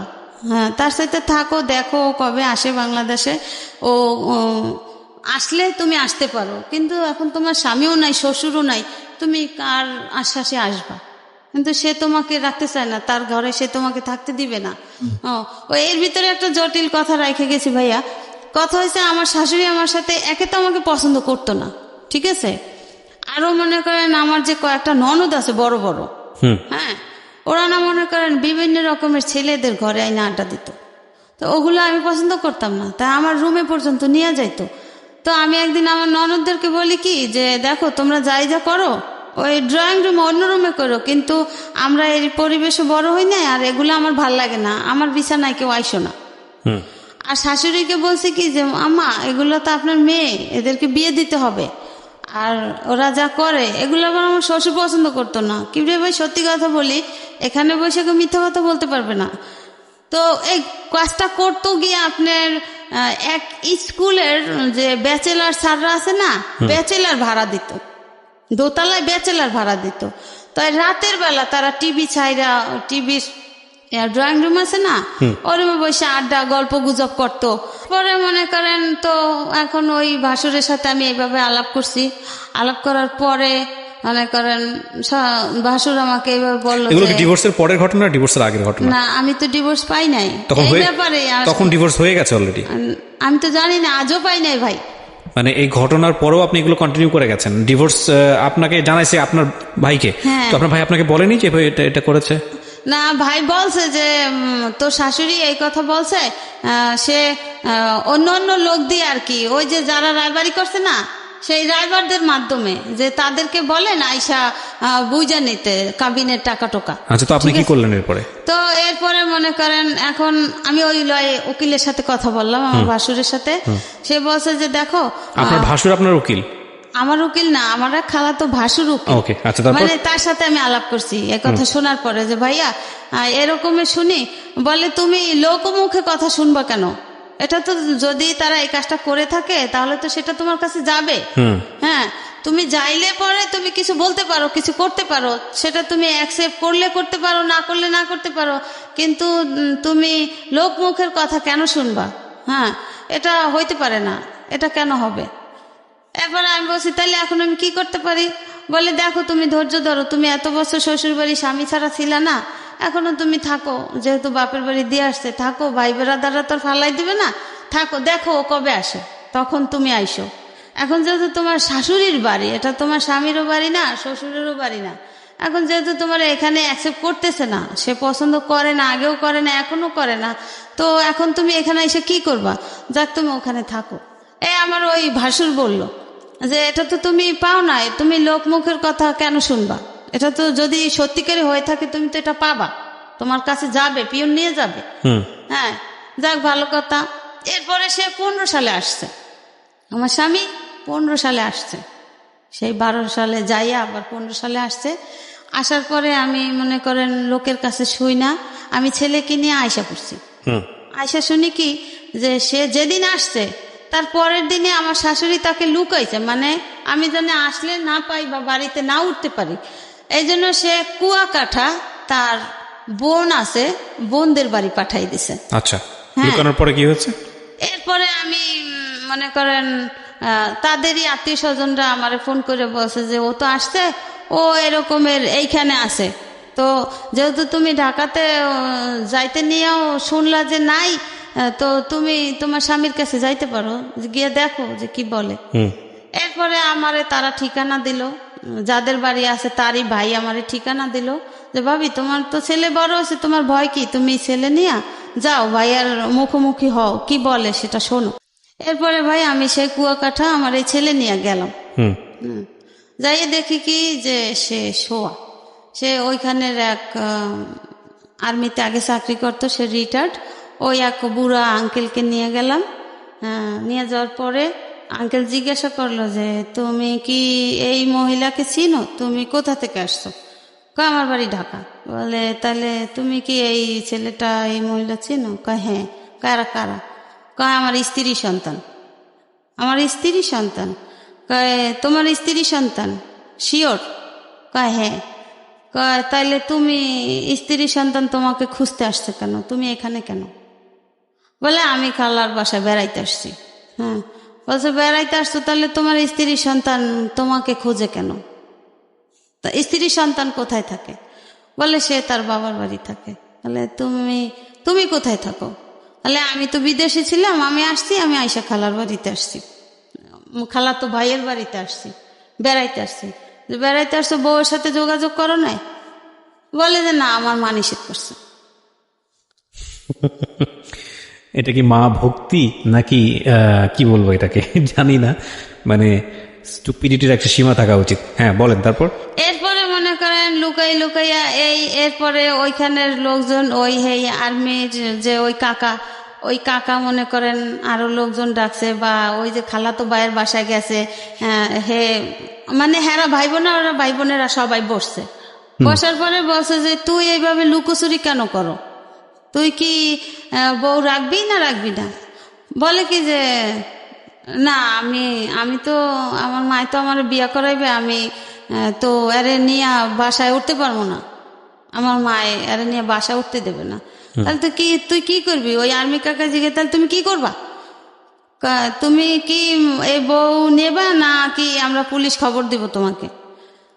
এখন বলে কি না না কাকা, আমি নেব, আমি আমার স্ত্রীর সন্তান নেব।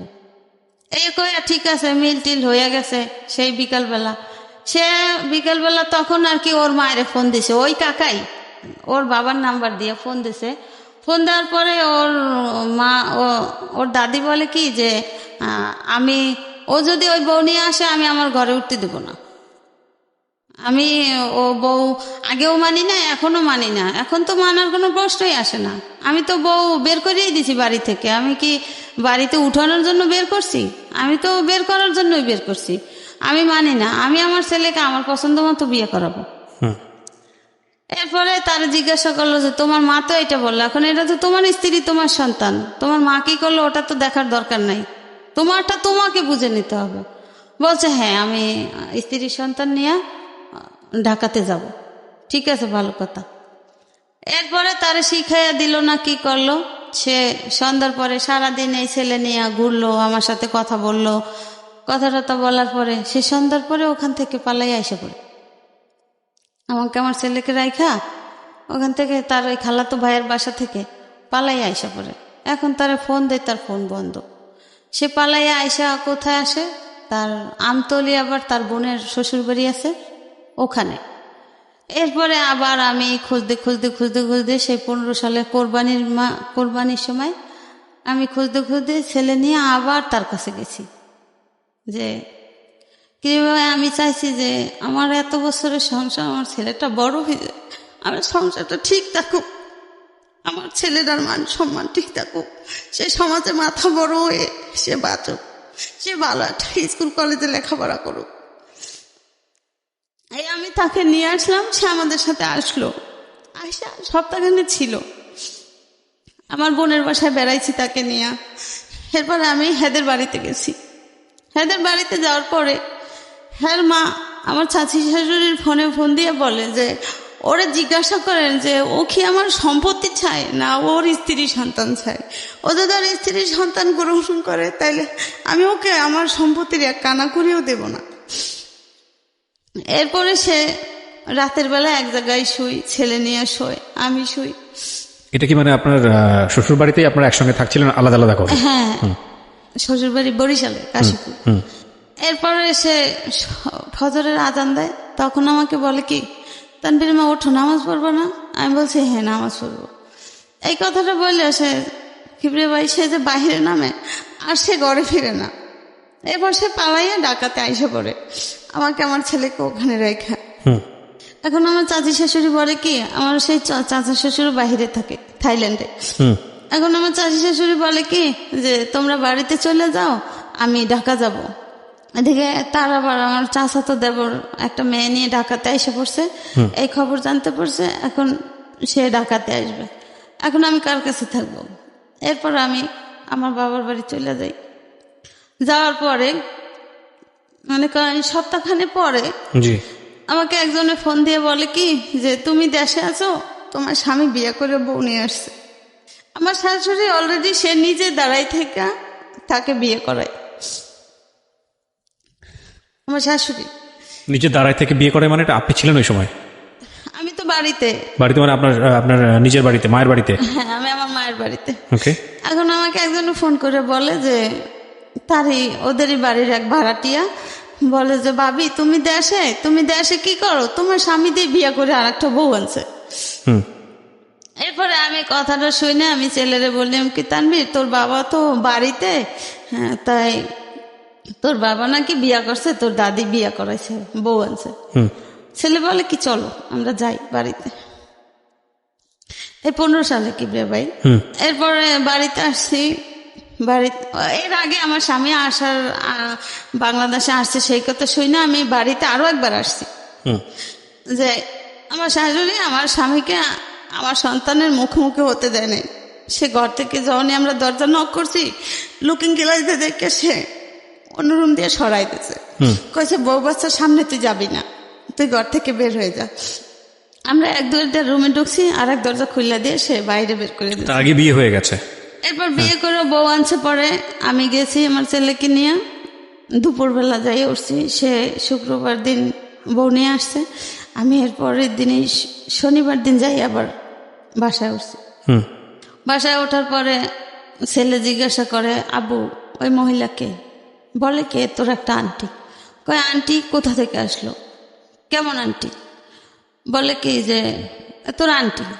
কয় আন্টির পরিচয় তো দিবা, আন্টি কিরকমের আন্টি, কোথাকার আন্টি, কোথেকে আসছে? এখন সে কথা বলে না। এখন আমার ওর দাদি ওইটা বলে কি যে এটা তোর আব্বু বিয়া করছে, তোর আব্বুরে বিয়া করাইছি। ওই সেই মেয়ে নাকি ওর নতুন কোনো বউ? নতুন অন্য কোনো মেয়ে। আচ্ছা। তোর বাপেরে বিয়া করাইছি, আমি বিয়া করাইছি, তোর সমস্যা কি? এবার ও বলে কি যে আমার সমস্যা কি মানে আমার মা থাকতে আমার বাপ আর একটা বিয়ে করবে কেন? কারণ কি? আমার বাপ তো এত বছর ছিল না, এখন বাংলাদেশে আইসা সে পাগলামি কেন করবে? কি কারণ? আমি তো বড় হয়েছি, তার কিছু প্রশ্ন থাকলে সে আমাকে করতে পারে। তো কয় তুই ছেলে মানুষ, তোর দ্বারা কইব কি? একটা পুরুষ মানুষ 5টা বিয়ে করতে পারে, সমস্যা নেই।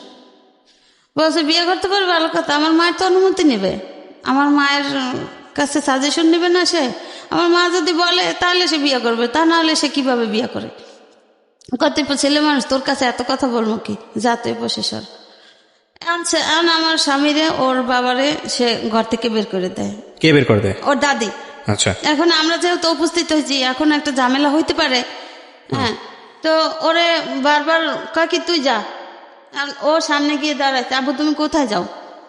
আমি একটু বাহিরে যাই, কাজ আছে। ঠিক আছে, তোমার বাহিরে কোথায় কাজ, চলো আমি তোমার সাথে যাব। ওর দাদি ওরে টাইনা ধরে, কেন তুই যাবি? ও যাইবো ওর কাজে, তোর সমস্যা কি? তুই কই যাবি? তুই ওই পাশে যাইয়ে ব। এইভাবে করতে করতে মনে করেন এখন ওর বাবারে যখন এক পর্যায়ে ও ঘর থেকে বের হইতে না দেয়, ওই মুহূর্তে আমার মেজ ননদের মেয়ের জামাই, সে গাজীপুরে সমরাস্ত্র কারখানায় চাকরি করে, ওরাও উপস্থিত ছিল ওখানে। তো ওরে রুমের ভিতরে টাইনা নিয়া, এর ভিতরে আমার শাশুড়ি আমার রুমের ভিতরে টাইনা নিয়া মানে আচ্ছা মতো মারছে। এরপরে ওই তার মেয়ের নাতি জামাই ওরে ঘুষিয়েতে ঘুষিয়েতে ওরে বিছানার উপরে বেহুশ করে ফেলাইছে। এভাবে মারধর করিয়া রুমের ভিতরে তালা মেরে দিয়া তারা থানায় যাইয়া পুলিশ নিয়ে আসছে। পুলিশ নিয়ে আসছে, কি কি সমস্যা, কি প্রমাণ, কি অবস্থা, কেন পুলিশ? এখন বলে কি যে আমরা এই বউ সাইডে দিছি, এরপরে বউ আইয়া জ্বালাতন করে, আমাদের বউ আইয়া আমাকে ডিস্টার্ব করে।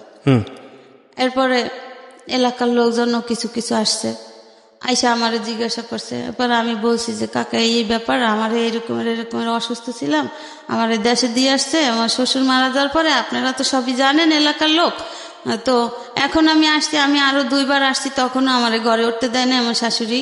আমার স্বামী লুকায়ে লুকায়ে গেছে, আমি এইভাবে তারে খুঁজে খুঁজে আনছি, এখন সে আইসা বিয়া করছে। হ্যাঁ, এখন আমার সাথে এরকমের হয়েছে।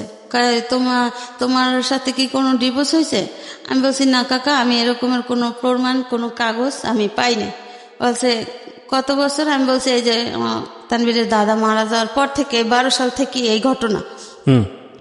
তো এরপরে এরা জিজ্ঞাসা করছে, পুলিশ যে আনছে, পুলিশেরা জিজ্ঞাসা করছে যে আপনারা কি ডিভোর্স দিয়েছেন, তাহলে তার কাগজ দেন, আপনাদের কাছে কি কাগজ আছে? আমাকে জিজ্ঞাসা করছে আপনি কি এরকম কোনো কাগজ পাইছেন? আমি বলছি জি না স্যার, আমার স্বামী যাওয়ার সময় আমাকে এই কথা বলে গেছে, এরপর আর তার সাথে আমার কোনো যোগাযোগ নাই, সে আমাকে কোনো খোঁজ খবর নেয় নাই, এখন আমি আসছি, তারা আমার সাথে এরকম ব্যবহার করতেছে। এরপরে তারা কি একটা কাগজ দেখাইলো, দেখানোর পরে ওই পুলিশরাই বলতেছে যে আপনারা যে ডিভোর্স করছেন, এখানে তো মেয়ের সিগনেচার থাকবে, তারপরে মেয়ের দেনা পাওনা কি আপনারা শোধ করছেন? আমার শাশুড়ি বলে কি যে তারে সাচ্ছি, সে নেয় নাই। এরপরে একজন মুরব্বী আছে, মুরব্বী বলে এটা কি মগের মুল্লুক যে তোমরা তারে বলছো যে ছাইড়া দিয়েছো, হেইতে হইয়া গেছে, তোমরা তারে কাবিনের টাকা সাচ্ছ, কাবিনের টাকা তো তোমাদের সারতে হবে না, তোমরা যদি ডিভোর্স দিয়ে থাকো তাহলে এরা তো সে আইনতভাবে এমনি পেয়ে যাবে, আইনতভাবে সে পাবে, সে কাগজে সিগনেচার করুক বা না করুক সেটা আইন কথা বলবে, তোমরা কাগজ দেখালে তো হবে না। এরপরে মনে করেন হেরা ওইভাবে মাইরা টাইরা যে দক্ষিণখান থানায় তারা টাকা দিয়ে আসছে যাতে আমি কোনো কেস মামলা কিছু না করতে পারি। হ্যাঁ, তো আমার এই অবস্থায় ওইখানের একজন লোক নিয়ে গেল, আমি তো থানা টানা চিনি না, হেরা নিয়ে গেল বিকাল দিকটা, এই মারামারি তো করছে দুপুর দিকটা।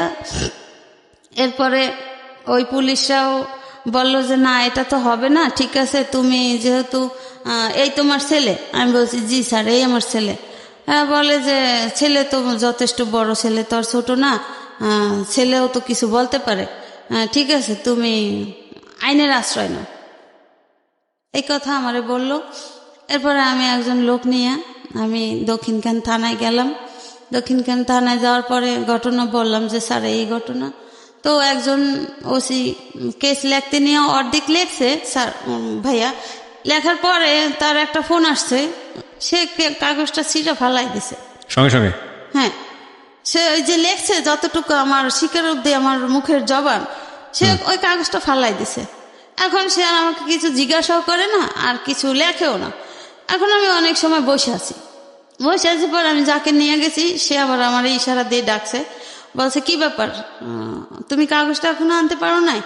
আমি বলছি ভাইয়া উনি তো কাগজটা লিখতেছে না, উনি কাগজটা লিখতেছিল, একটা ফোন আসছে, উনি কাগজটা ছিঁড়ে ফালাই দিছে, এরপর তো আমাকে কিছু জিজ্ঞাসা করে না, লেখেও না। এরপর ওই লোক গেছে যে এ মহিলার কি খবর, কি কি অবস্থা, মহিলা কতক্ষণ যাবো তাই সব বসে আছে। এরপর ওই দারোগা না ওসি সে বলছে যে এ মহিলার অন্য রুমে পাঠাই দেন, এখানে আমি কিছু করতে পারবো না, এটা আমি করি না, এই এলাকাটা আমি করি না। এরপরে অন্য রুমে গেলাম, অন্য রুমেও জিজ্ঞাসাবাদ করার পরে আমার নামটা যখন জিজ্ঞাসা করলো, আমি যখন ঠিকানাটা বললাম, সেও অফ হয়ে গেছে, সেও আর কিছু বলে না। এরপরে আমি কই কি ব্যাপার ভাই, আমি কি বসে থাকবো? এরপর কিছুক্ষণ পর আবার ওই লোক, কি ব্যাপার আপনার কাজ হয় নাই? আমি বলছি না, উনি তো কিছু বলে না, উনি তো কিছু করতেছে না। এরপরে ওই লোক জিজ্ঞাসা করলো যে কি ব্যাপার, কি সমস্যা? বলছে না এখানে কিছু হবে না, এর কোর্টে যাইতে হবে। তখন ডিসেম্বর মাস, এর কোর্টে যাইতে হবে। তা কোর্টে কিভাবে যাব? কোর্টে কেন? যে এর মীমাংসা হইতে হলে তার কোর্টে যাইতে হবে, কারণ আমার সাথে তো, আমি তো ছেলে নিয়ে গেছি, আমার সাথে তো আর কেউ নাই, আর আমি এখন কোর্টে কিভাবে যাব? এরপরে যাই হোক, এদিকে আমার ছোট ননদের হাজব্যান্ড আমার ফোনে ফোনে বলতো যে ভাবি তুমি ওই জায়গায় যাও, ওই জায়গায় যাও। হ্যাঁ, কিন্তু এটা ছিল তাদের সম্পূর্ণই, আমার ননদের হাজব্যান্ড যে আমাকে বলতো, আমি তো ভাবতাম যে হয়তো একটা সংসারের কেউ ভালোবাসে, কেউ ভালোবাসে না, এটাই স্বাভাবিক, একজন না একজন তো সাথে আছে। তো আর কথা মতো আমি কাজ করতাম, কিন্তু পরে জানতে পারলাম যে এরা সম্পূর্ণ তাদের সাজানো। আচ্ছা, এরপরে মনে করেন এই যে গেলাম, মাইটের খাইয়া আর কিছু করতে পারলাম না। এবার ছেলে নিয়ে দেশে চলে গেলাম, দেশে যেয়ে এভাবে করে ছেলের এসএসসি পাস করাইলাম। এখন ছেলে কলেজে পড়ে, আর আমার স্বামী সেই যে গেছে আর আসে নাই। ওকে, এখন আর সে বাংলাদেশে আসে নাই, আর এই পর্যন্ত কোনো যোগাযোগও নাই, ছেলেরও কোনো খোঁজ খবর নেয় না। আমি ভাই ছেলেটা নিয়ে অনেক সমস্যা আছে, যে মনে করেন আমার বাবা মা নাই, আমার ভাই বেরাদারা যার যার সংসার নিয়ে ব্যস্ত, আমি ছেলেটাকে নিয়ে কিভাবে মানুষ করি? আর আমি একটা স্কুলে চাকরি করি, সেখানে সামান্য কিছু বেতন পাই। ডিভোর্স হয়েছে আপনার কবে, কত সালে এটা? তারা বলতেছে যে সেই 12 সাল। এখন আপনি কোনো কাগজপত্র পান নাই? না, আর এত ঝামেলা যে হয়েছে, আমি যে গেছি তারা কোনো কাগজ দেখাইতে পারে নাই। ওই যে কাগজটা দেখাইছে, তারা তো বলছে যে এটা তো ডুপ্লিকেট কাগজ, আপনাদের এখানে তো তার সিগনেচার থাকবে বা তার দেনা পাওনা পরিশোধ করবেন, আর এটা আপনারা সাধবেন কেন? এটা তো আপনারা যদি কত টাকা ছিল দিলমোহর? হ্যাঁ, কত টাকা ছিল? আমার দিলমোহর 1 লাখ টাকা করছিল। আপনি পুলিশ ছাড়া আপনি কোর্টে যাননি কেন? স্যার আমি কোর্টে গেছি, আমি মনে করেন ওই ননদের, আমি তো তখন চিনি না আমি কোথায় যাব, তো ওই ননদের, ছোট ননদের হাজবেন্ড আমাকে বলছে কি যে জজ কোর্ট না। আচ্ছা, আপনার ছেলেকে আমি একটু ফ্লোর দিই। 3 নম্বর, তোমার আম্মা যে বিষয়গুলো এখানে বললো সব তো তুমি জানো? জি। বা তার চেয়ে অনেক বেশি কিছু জানো, হয়তো সময়ের অল্পতার কারণে সে অনেক কম বলছে। তো তুমি কি চাও আগে, সেটা আগে বলো আমাকে। তোমার সঙ্গে তোমার বাবার কথা হয়? আমি আমার বাবার সাথে অনেকবার কন্ট্যাক্ট করার চেষ্টা করছি, বাট আমি করতে পারি নাই। আমার বাবাও করে নাই, আমার ফ্যামিলিরাও আমার সাথে করতে দেয় নাই।